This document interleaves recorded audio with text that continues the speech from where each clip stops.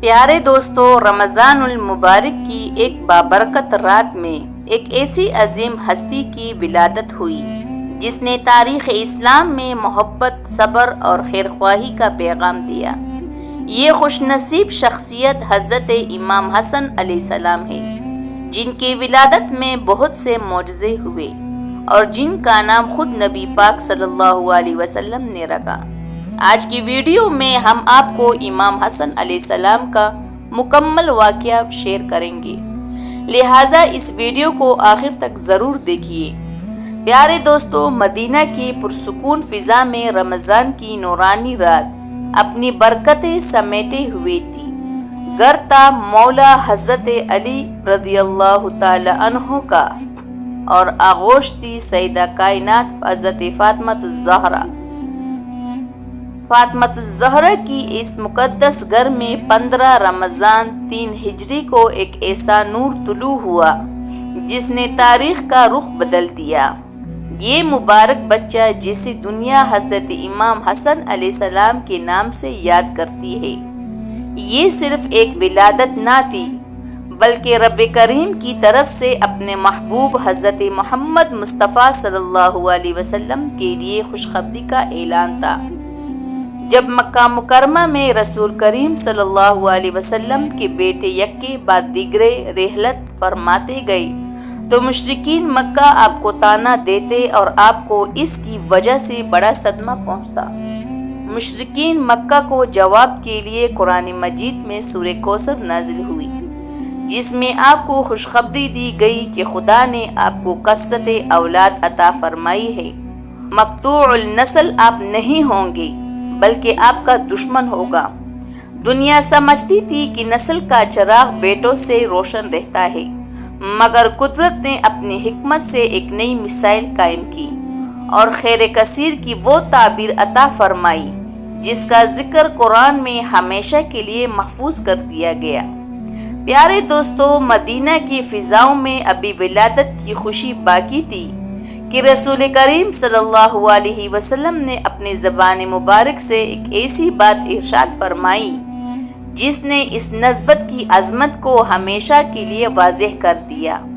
حضرت جابر بن عبداللہ انصاری رضی اللہ تعالی عنہ روایت کرتے ہیں کہ آپ صلی اللہ علیہ وسلم نے فرمایا، ہر عورت کی اولاد کا نسب باپ کی طرف سے جاتا ہے، مگر فاطمہ کی اولاد کا نسب میری طرف سے ہوگا اور میں ہی ان کا باپ ہوں گا۔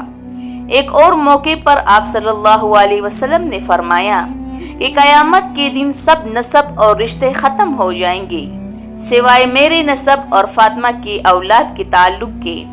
اس اعلان نے واضح کر دیا کہ یہ رشتہ عام نہیں بلکہ خاص انتخاب الہی ہے۔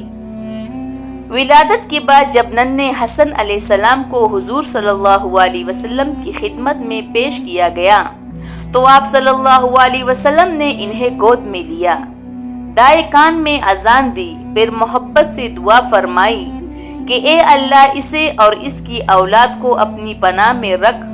7ویں دن عقیقہ کیا گیا، بال منڈوا کر ان کے وزن کے برابر چاندی صدقہ کی گئی۔ جب نام رکھنے کا وقت آیا تو مولا حضرت علی رضی اللہ تعالی عنہ نے عرض کیا کہ میں آپ صلی اللہ علیہ وسلم پر سبقت نہیں لے سکتا۔ حضور صلی اللہ علیہ وسلم نے فرمایا کہ میں بھی اپنے رب پر سبقت نہیں لے سکتا۔ تب وحی کے ذریعے فرشتے آئے اور آپ کا نام حسن منتخب کیا گیا۔ کہا جاتا ہے کہ اس سے پہلے یہ نام اس شان سے معروف نہ تھا۔ پیارے دوستو، مدینہ میں ایک بات سب جانتے تھے کہ نبی کریم صلی اللہ علیہ وسلم کو اپنے نوازوں سے بے حد محبت تھی کہ حضرت انس بن مالک بیان کرتے ہیں کہ شکل و صورت میں امام حسن علیہ السلام سے زیادہ حضور صلی اللہ علیہ وسلم سے مشابہ کوئی نہیں تھا۔ ایک شام کا منظر تھا، عشاء کی نماز کا وقت تھا۔ رسول خدا صلی اللہ علیہ وسلم اپنے نواسوں حضرت امام حسن اور حضرت امام حسین علیہ السلام کو اٹھائے ہوئے باہر تشریف لائے۔ آپ صلی اللہ علیہ وسلم نے انہیں قریب بٹھایا اور نماز کی امامت کے لیے کھڑے ہو گئے۔ نماز جاری تھی کہ ایک سجدہ معمول سے کچھ طویل ہو گیا۔ صحابہ کو تعجب ہوا مگر کسی نے نماز توڑنے کی جرات نہیں کی۔ جب نماز مکمل ہوئی تو صحابہ نے عرض کیا، یا رسول اللہ، آج سجدہ کچھ زیادہ طویل تھا۔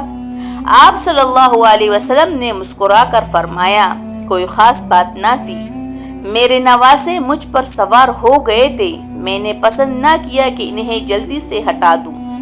یہ واقعہ صرف ایک لمحہ نہ تھا بلکہ اس بات کی روشن دلیل ہے کہ عبادت کی عظمت کے ساتھ ساتھ بچوں کی دلجوئی اور شفقت بھی سنت نبوی کا حصہ ہے۔ ایک دن کا منظر بڑا ایمان افروز تھا۔ رسول اکرم صلی اللہ علیہ وسلم منبر پر خطبہ ارشاد فرما رہے تھے کہ اسی دوران حسن و حسین مسجد میں آ گئے۔ ننھے قدم معصوم انداز چلتے ہوئے حضرت امام حسن کا پاؤں کپڑے میں الجھا اور وہ زمین پر گر پڑے۔